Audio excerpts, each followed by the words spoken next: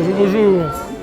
J'ai beau avoir des grandes oreilles, j'ai rien entendu du tout. Bien le bonjour. Bonjour. Bien le bonjour. Bien le bonjour. Voilà, c'est pourtant pas compliqué. Avant d'aller plus loin, je vais tout d'abord me présenter à vous. De mon prénom, je me nomme Jean. Et de mon nom de famille, c'est rien. Jean, c'est rien, tel est mon nom. Ça te fait rire, toi? Et à votre avis, qu'est-ce que je suis? Un lutin.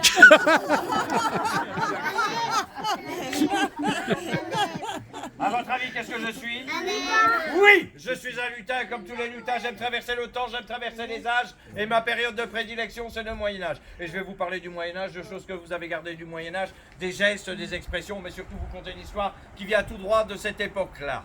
Mais avant de commencer, j'aime commencer par une chose qui ne vient pas du tout du Moyen-Âge. C'est une coutume que vous avez, c'est une tradition, ça ne se pratiquait pas au Moyen-Âge, et c'est celle-ci. On va éviter. Si tu veux, tu peux aller faire aux autres. Non, ça, s'embrasser, ça ne se pratiquait pas au Moyen-Âge, pas du tout. Ou alors en famille, en cachette, mais certainement pas dans la rue. Qu'est-ce qu'on pratiquait au Moyen-Âge lorsque, par exemple, deux messirs se croisaient dans la rue pour se saluer? Qu'est-ce qu'ils pratiquaient? Qu'est-ce qu'ils pratiquaient? Poignée de main. Hein? Qu'est-ce qu'ils pratiquaient? Ça, non. La poignée de main alors. Qu'est-ce qu'ils pratiquaient? Qu'est-ce qu'ils pratiquaient pour se saluer? Deux messirs dans la rue pour se saluer. Qu'est-ce qu'ils pratiquaient? Qu'est-ce qu'ils pratiquaient? Qu'est-ce qu'ils pratiquaient? Quoi? Disais bonjour. Non! Alors, qu'est-ce qu'ils pratiquaient lorsque deux messirs dans la rue se croisaient pour se saluer? Qu'est-ce qu'ils pratiquaient? Poignée de main. Oui, c'est un geste que vous avez gardé de cette époque-là. Ils se serraient la main. Messire, venez ici. Non, toi, oui. Viens ici. Dépêche-toi.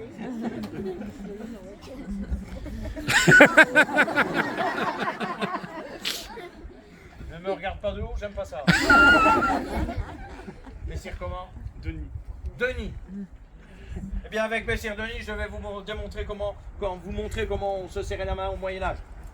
Mais déjà, au premier coup d'œil, si je vous observez bien, Messire Denis, observez-le bien, regardez bien, eh bien moi je peux vous dire au premier coup d'œil, rien qu'au premier coup d'œil, que ceci n'est pas un costume du Moyen-Âge. Ça doit être un costume de bouffon, quelque chose comme ça. Oui, parce qu'au Moyen-Âge, il fallait toujours avoir la tête couverte, le corps couvert, les bras couverts, les jambes couvertes. On va remédier à ça.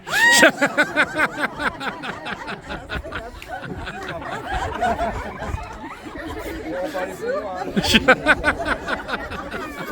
Ça me plaît.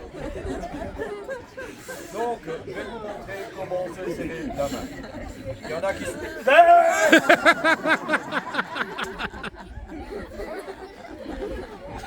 Il y en a qui ont eu chaud là. Hein. On va montrer comment se serrer la main, je suis obligé. Non, mais on va donner ça là-bas. Comme ça, on est sûr qu'il n'y a pas de... Bah, moi, j'ai rien, mais toi, peut-être.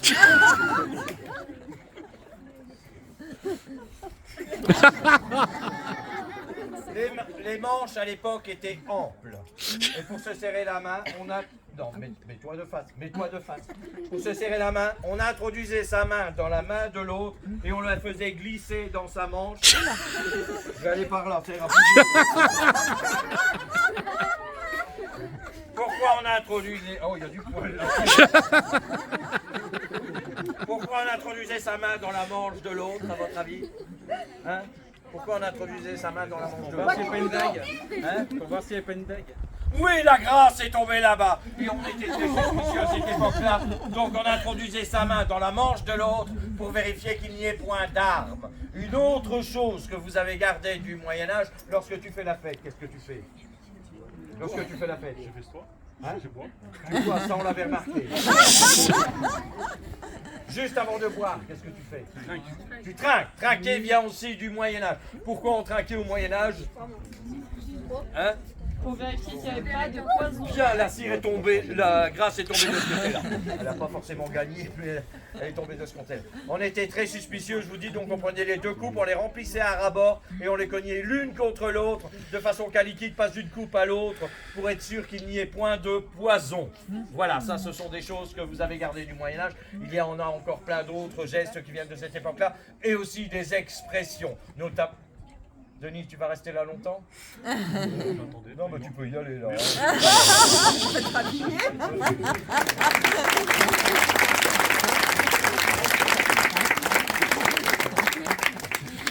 Notamment une expression, les enfants, vous devez la connaître. Vous la reprendrez après, vous la continuerez, cette expression.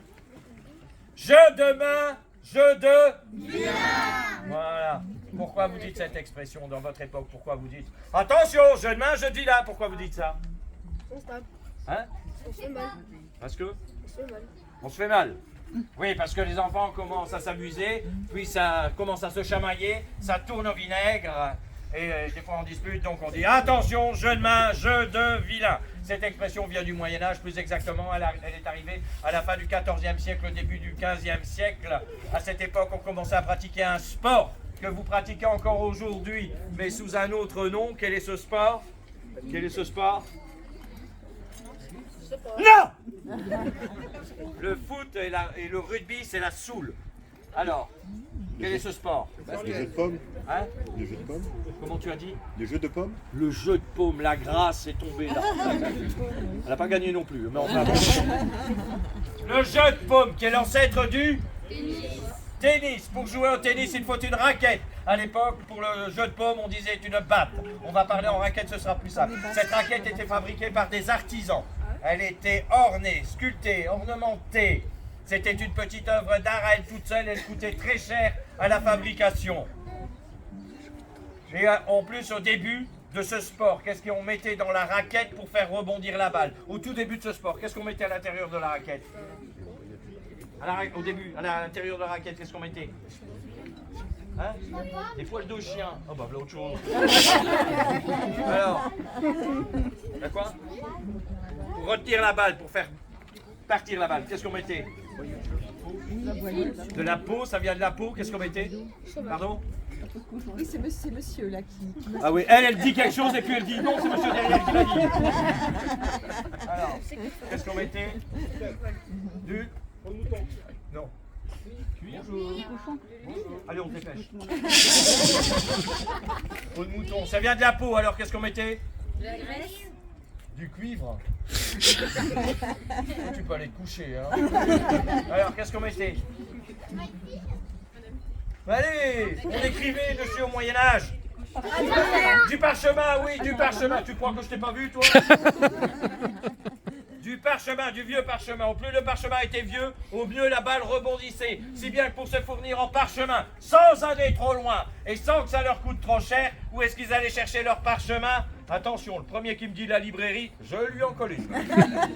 Alors, où est-ce qu'ils allaient chercher leur parchemin? À la librairie.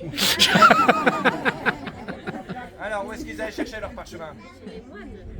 Oui, À l'imprimerie.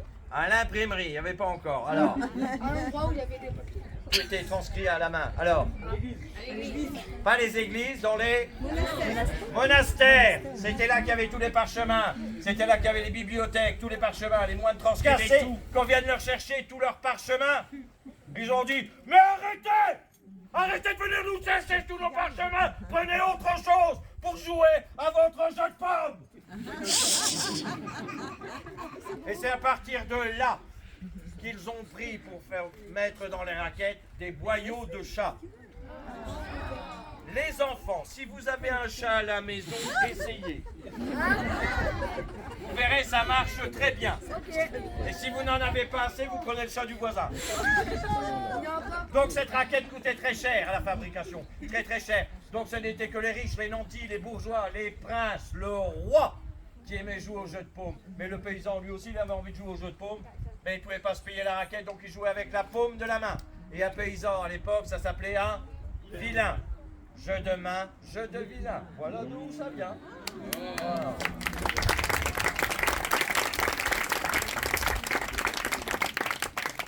Une autre expression avant de vous conter mon histoire. que là c'est plutôt les adultes qui doivent connaître. Vous la terminerez. C'est une autre paire de manches. Cette expression, pourquoi vous dites ça dans votre époque, cette expression? Ah, c'est une autre paire de manches, ça. Hein? Plus compliqué, quoi. Plus compliqué, Ouais, plus ouais, difficile. ouais. Donc cette expression vient aussi du Moyen-Âge. Regardez ceci, ce vêtement que je porte sur moi, comment ça s'appelle? Comment ça s'appelle ce vêtement? Hein? Un costume. Qui a dit ça?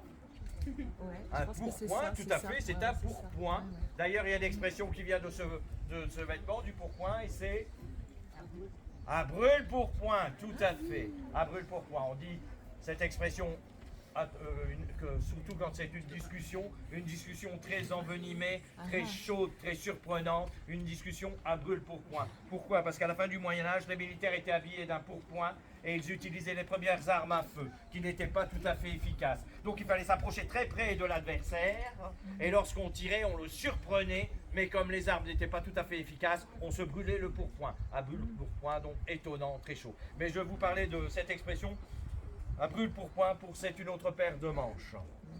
Si vous observez bien mon pourpoint, regardez bien mon pourpoint. Vous voyez mon pourpoint, vous l'observez bien? Regardez. Vous l'avez vu, mon pourpoint? Vous avez vu?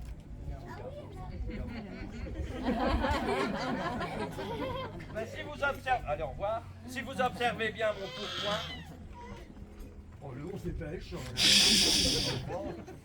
Ah, pas français. Non, pas compris. Si vous regardez bien mon pourpoint, vous verrez que les manches sont amovibles, on peut les enlever. Il en était de même pour les robes des dames, on pouvait enlever les manches. Les robes allaient du cou jusqu'aux pieds. Les manches étaient accrochées très amples et accrochées sur la partie centrale avec un lien en cuir ou en laine tressée suivant la catégorie sociale. Pour la dame du château, c'était point un problème, elle pouvait se changer autant de fois qu'elle voulait. Elle avait plein de robes. Mais la paysanne, elle avait une robe tout au plus. Pour toutes les saisons. Avec les manches accrochées sur la partie centrale, avec un lien en laine tressée, bien sûr. Et puis, cette brave dame devait vaquer à toutes ses occupations. Elle devait aller au champ, elle devait s'occuper de la basse-cour, elle devait s'occuper des enfants, elle devait s'occuper du ménage. Enfin, elle devait s'occuper de toutes les tâches du foyer. Fort heureusement, dans votre époque, aujourd'hui, tout ça a bien changé. Les hommes font au moins les 3/4 de toutes les tâches ménagères.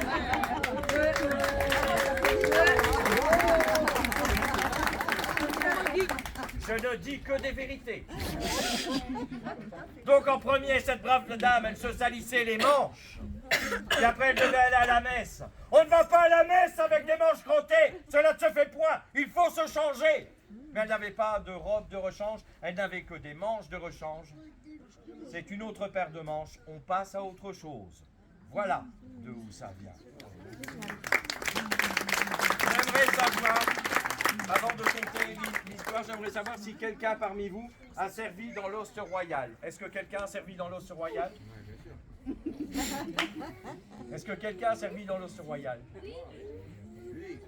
Est-ce que quelqu'un a fait son service militaire? Oui. Non? Messieurs, vous avez fait votre service... C'est vrai? Oui? Ben viens alors.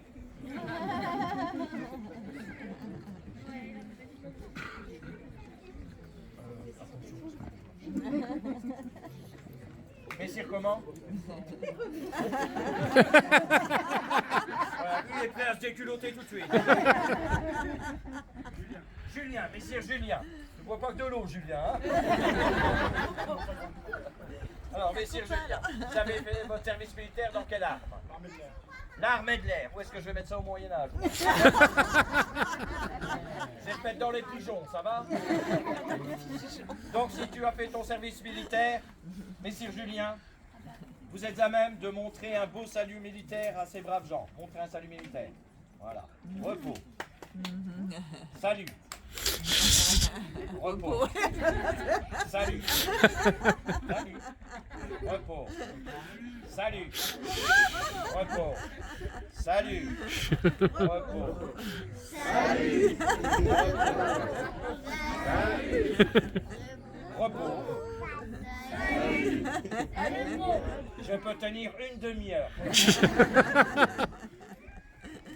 Donc maintenant, je vais vous démontrer que le salut militaire vient du Moyen-Âge avec Messire Julien.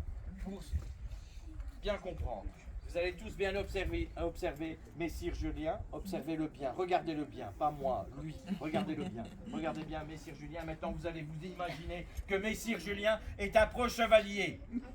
Je sais, ça va être très difficile. Faites quelque chose, fermez vos yeux, faites quelque chose. Ce pro-chevalier a fini de guerroyer. Il rentre chez lui. Il est en temps de paix. Et que fait un chevalier en temps de paix? Bon, ça. Ouais. Il s'entraîne à boire. Alors que fait un chevalier une fois qu'il rentre chez lui? Des tournois? Et quoi? Des tournois? Il dort? Et Il fait des tournois? oui, peut-être, mais il fait d'autres choses aussi. Il dort. Il dort. Il dort. Qu'est-ce qu'il fait? Il s'entraîne? Oui, il peut aller voir sa dame. Comment s'appelle la dame du chevalier d'ailleurs? Comment elle s'appelle? La dame du chevalier. Comment s'appelle la dame du chevalier? Messire. Comment? Hein? La damoiselle? La damoiselle. C'est pas fini non plus, toi. Hein? La dame du chevalier, comment elle s'appelle? Regarde, la dame à côté de toi, comment tu la trouves? Magnifique. Hein, c'est une belle fille. Alors, oui, on l'appelle sa belle. T'as mis le temps quand même, hein? Sa belle. On peut dire qu'il va voir sa belle. Sa belle. Attention, un chevalier n'est point marié. Hein. Il se mariera une fois qu'il arrêtera d'être chevalier, parce qu'il peut laisser une veuve. Donc, une fois qu'il arrêtera d'être chevalier, le Seigneur lui octroiera des terres et une ferme. Donc, il a sa belle, il va voir sa belle. Mais après, que fait un chevalier? Un chevalier, c'est un militaire. J'ai entendu la réponse. Que fait un chevalier? Et saluer son Seigneur. Après chaque victoire, il doit revenir saluer son Seigneur. Pour ce faire, ce pro-chevalier est sur son cheval qu'on appelle le destrier. Pas comme tout à l'heure, on m'a dit le destroyer. Ça, c'est le cheval marin. Alors, Messire Julien, montez sur votre cheval. Quelle souplesse! Carrément. Regardez un peu plus les jambes. Assise, prenez assise sur le cheval. Assise, assise. Couchez, non, assise. Tenez bien les rênes. Passe en deuxième. Donc maintenant ce pro-chevalier. Attention, le cheval du chevalier, c'est un cheval de course, rapide, un pur sang. C'est bien ça? C'est bien ça? Hein? Non! Le cheval du chevalier. Le cheval du chevalier, c'est un cheval plutôt de trait. Il doit être costaud. Attention, on a des spécimens qui traversent la route. Oh là oui! Allez. En petit aparté, ils feront leur spectacle à 16h. Venez les voir, c'est génial. Voilà. On tient bien comme ça, assise, assise. Oui, je vous disais, c'est plutôt un cheval de trait, c'est un percheron. Le cheval doit être costaud. N'oubliez pas que ce cheval doit porter le cavalier. Et c'est déjà pas une mince affaire. En plus, il est équipé d'une armure, de ses armes. Le cheval, on va l'équiper également d'une armure. Il doit être impressionnant, il doit être protégé. Car c'est la cavalerie lourde, ça doit impressionner l'ennemi. Le sol doit trembler sous les sabots. Donc, écartez un peu plus, vous êtes sur un percheron. Encore. Voilà. Assise. Assise. Tenez bien les rênes. Pas évident. Voilà. Rapprochez un peu. Maintenant, vous allez face à vous saluer votre Seigneur avec votre cheval. Avancez. C'est un cheval handicapé ou quoi? Venez ici. En plus, il y a une marche arrière. Assise. Une fois qu'il sera face à son Seigneur, comment va-t-il faire pour saluer son Seigneur? Il va faire coucou. Alors, il baisse la tête du cheval. Il baisse la... Non! Alors, comment va-t-il faire pour saluer son Seigneur? Assise. Assise. Comment fait-il pour saluer son... Oh là, il n'est pas fini celui-là. Hein? Alors, comment il fait pour saluer son Seigneur? Il remonte sa visière. Donc, assise. Il va face au Seigneur. Il va prendre sa main destre. Prenez votre main destre. Oui, tu avais une chance sur deux. Hein. La main destre, c'est la main de Dieu au Moyen-Âge. C'est la main propre. C'est avec cette main-là qu'on fait tout ce qui est propre. On va manger avec la main destre. On va se battre avec la main destre. On va écrire avec la main destre. On va se saluer avec la main destre. Et assise. Et avec la main gauche, qui est la main du diable, la main céleste, on fait assise. On fait tout ce qui est sale avec cette main gauche. Montrez-moi quelque chose de sale que vous pouvez faire avec votre main gauche. Autre chose, vous êtes en position. Non, vous êtes en position. Ah, ben voilà, c'est parti.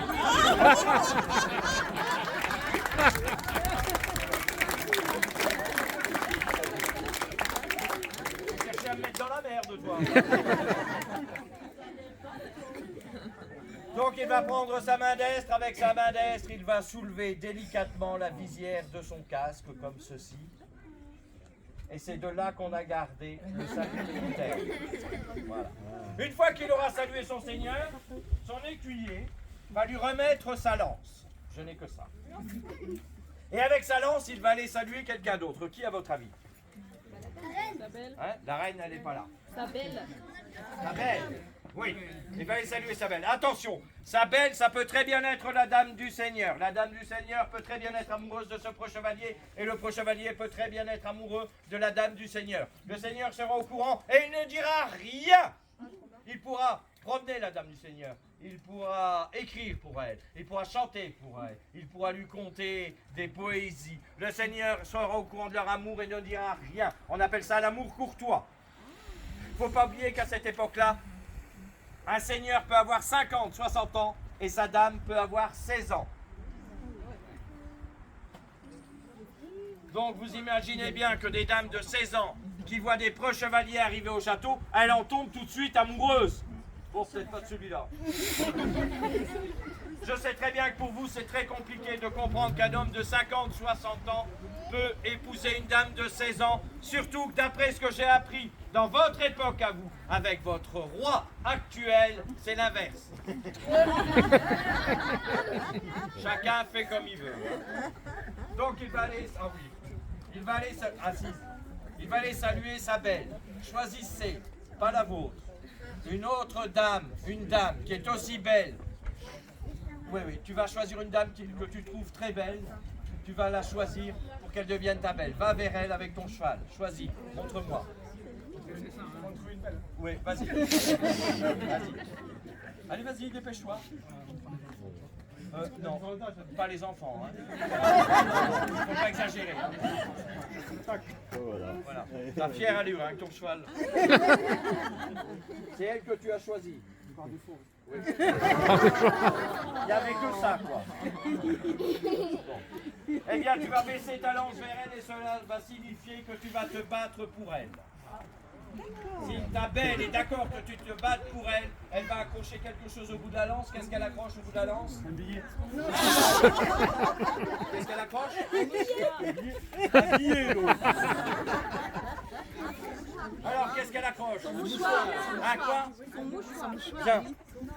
Viens le dire là. Enfin, non, non, non. Tu les prends toutes, toi. Hein.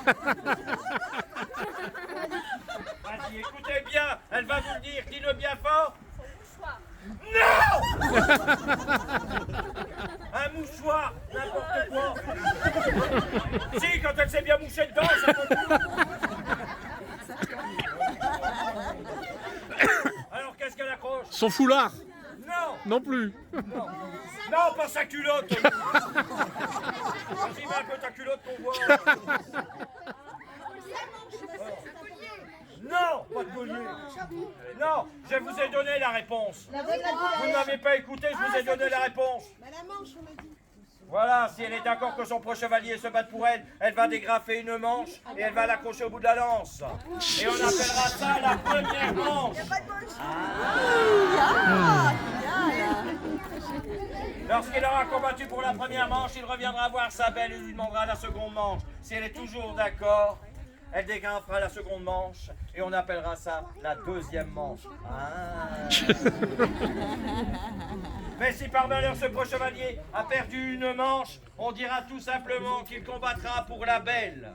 Première manche, deuxième manche, la belle. Ça vous dit quelque chose? Bien sûr. C'est de là que ça vient. La revanche.